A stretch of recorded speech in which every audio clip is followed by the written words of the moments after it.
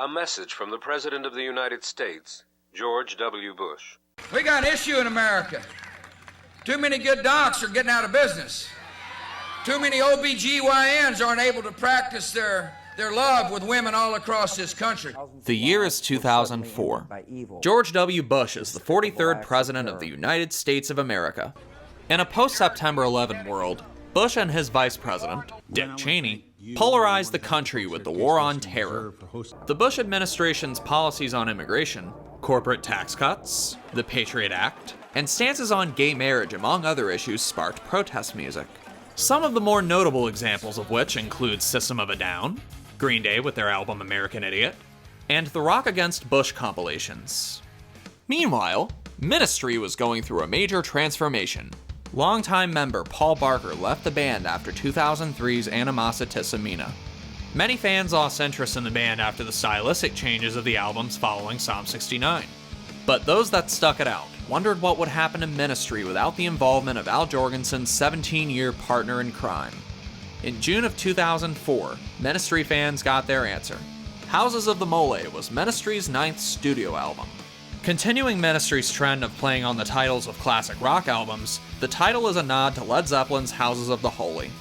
Al Jourgensen, now off hard drugs and married to his second wife, Angie, wanted to make a record attacking the Bush administration. It was recorded at Sonic Ranch in Texas, just like the album before it. Contrasting with the industrial and experimental sounds of the albums before it, Houses was a thrash metal album.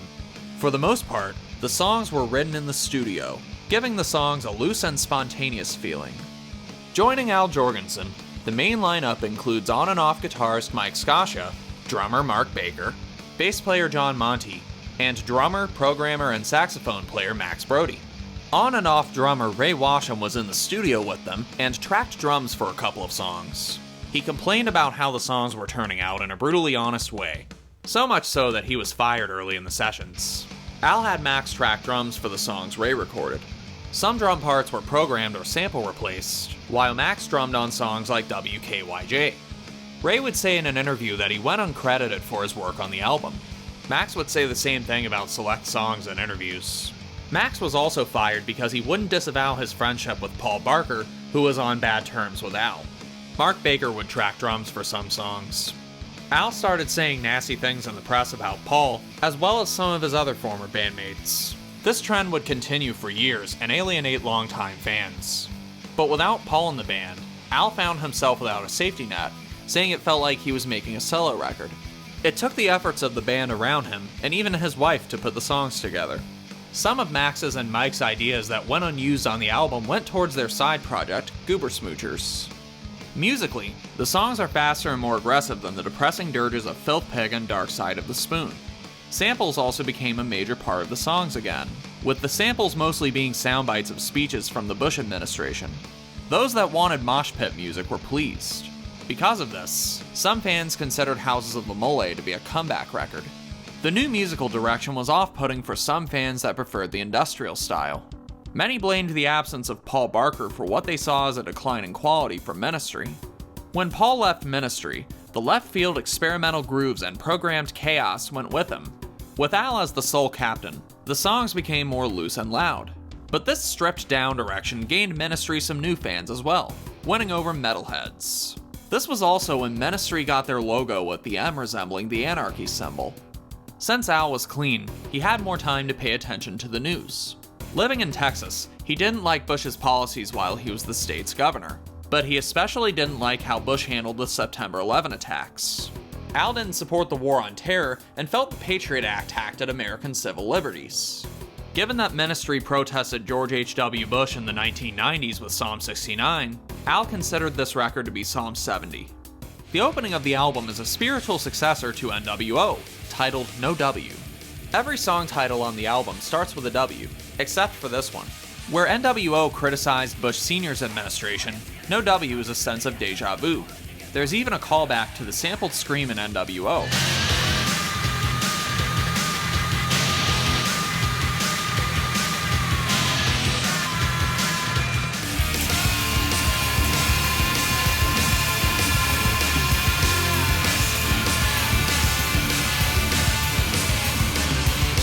There are different versions of No W. The original release of the album had No W open with a sample of O Fortuna from Carmina Burana. Psalm 23. In interviews, Al said that O Fortuna's sample being in the song was because of the movie The Omen, where the Antichrist grows up to be the president. The piece was never actually used in the movie, though the Latin chanting in the Omen theme caused some people to confuse it for O Fortuna. Because of copyright reasons, some versions of the album have No W redux, where the song begins without the sample, plus there's a guitar solo.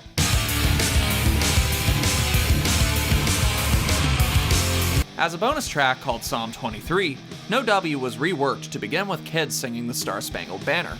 Some versions of the album had Bloodlines as a bonus track instead, which appeared in a video game, Vampire the Masquerade: Bloodlines. No W became a fan favorite, and it appeared in video games like Tony Hawk's Underground 2 and Need for Speed Underground 2.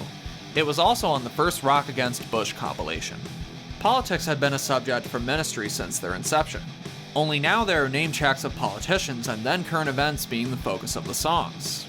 Instead of political issues being the subject of a couple songs, it's the main focus of the album, with only a couple songs being about something else.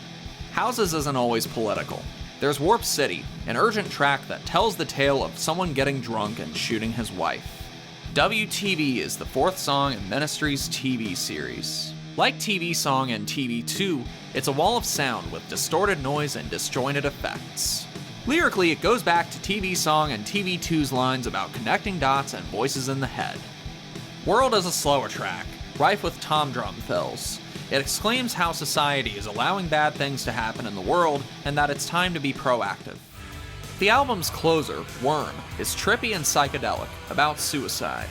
It has gloom, atmosphere, harmonicas, and heavy grooves. But then there's a bonus track, Walrus. There's a backwards message.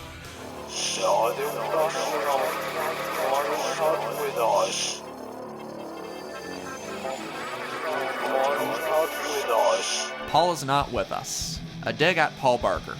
Al would later file a lawsuit against Paul for tortious interference. Paul was involved in some of the financial aspects of the band, and the lawsuit was in regards to alleged financial mishandling while he was in the band. The lawsuit was dismissed. The album was promoted with the Evil Doer Tour, though with lineup changes. With political issues in Ministry's crosshairs, booths were stationed at the shows to get more people registered to vote. With Ministry back in the swing of things, Al built his own 13th Planet Studios on his property. Then he formed 13th Planet Records as a joint venture with Megaforce Records. Revolting Cox was resurrected, though Phildo Owen was the only person who had anything to do with the classic incarnation to return for the primary lineup. Revco would record Cocked and Loaded and release it in 2006. Meanwhile, another Ministry album was being brewed up. Houses of the Molé was released during Bush's first term as president. Bush won a second term against Democratic candidate John Kerry. The landscape of Bush protest music largely went from anger to hopelessness. But for Ministry, there was still a lot to be angry about. In 2006, Rio Grande Blood was unleashed. This time, the title takes after ZZ Top's album, Rio Grande Mud. Mark Baker still plays drums on a few songs, but Tommy Victor of Prong and Paul Raven of Prong and Killing Joke bring their guitar and bass attacks to the table. Both Tommy and Paul were able to give major contributions to the songs, and as a result, Rio Grande Blood is a riff-oriented album. Samples of political speeches are still a major part of the songs, but the samples are often cut up and manipulated, sometimes for comedic effect. I'm an asshole. Rio Grande Blood was more politically focused than Houses of the Molé. This time around, New Orleans, Louisiana suffered from Hurricane Katrina and a slow response from the government. The Halliburton Corporation was criticized for its involvement with Dick Cheney and the Iraq War, so Al had a variety of subject matter to work with on the album. The title track concerns the Iraq War and what he saw as needless bloodshed for cheap crude oil, all while name-checking oil companies. Senor Peligro is about Bush's immigration policies, and Gangrene satirizes the Marine Corps. Gentlemen, we have called you together to inform you that we are going to overthrow the United States government. The fifth song, Lies, Lies, Lies, became a fan favorite. It was about the World Trade Center attacks and the possibility that it was a government conspiracy. Al would later admit to not believing any of these ideas anymore, as he didn't believe the Bush administration was smart enough to pull it off. There are samples from the documentary series Loose Change, which argued in favor of these theories. Lies is loose and explosive, eventually being nominated for Best Metal Performance at the 49th Grammy Awards. It lost to Slayer's Eyes of the Insane. The Great Satan is a remixed version of what first appeared on 2005's Rantology compilation. It's the only song on the album where Mike Scotia appears. While Al was working with old friends, he got Jello Biafra to do a spoken word intro for Ass Clown. Fear is Big Business, Khyber Pass, and Palestina were eventually used in the war movie The Hurt Locker. The movie won Academy Awards, and because 3 Ministry songs were in the movie, it also brought some attention to the band. Since the Revolting Cocks and Ministry albums came out months apart, both bands embarked on the Masturbate tour. Al playing 2 sets a night proved to be a difficult task for him.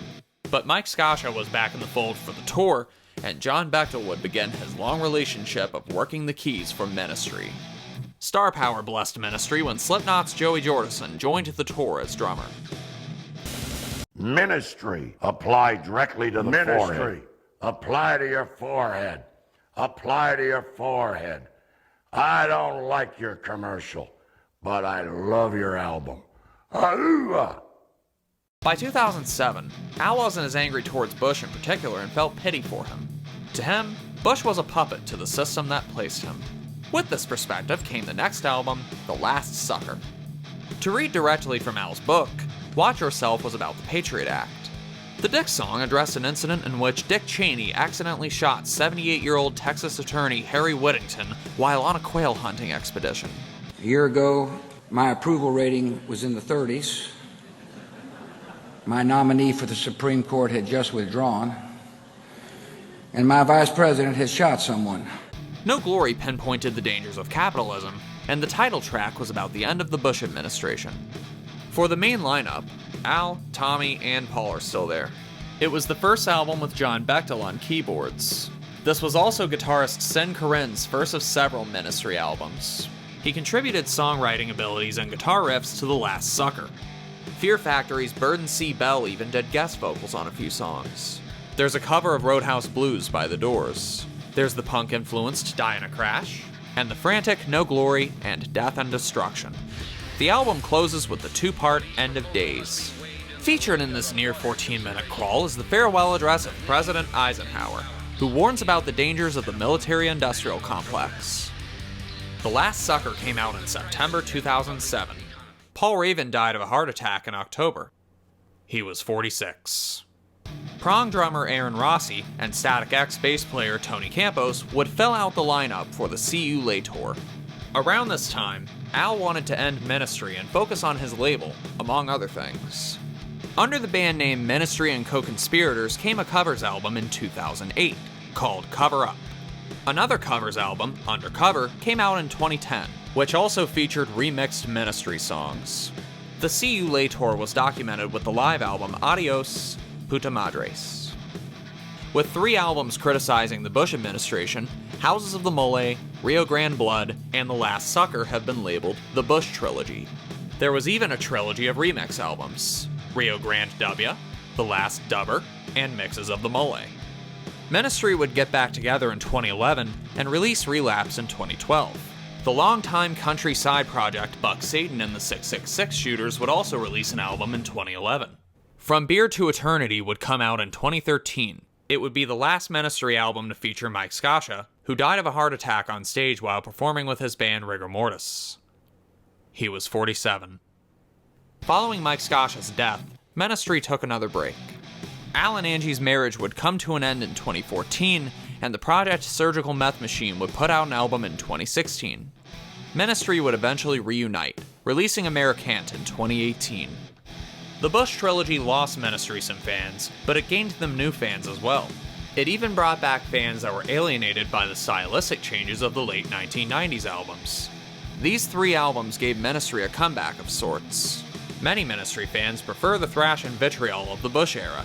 Some became fans because they heard No W in a video game, or because they heard Fear is Big Business in a movie.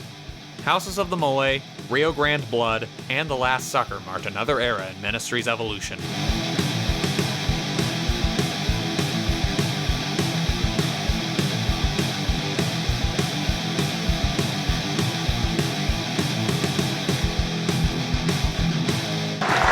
throwing across the street.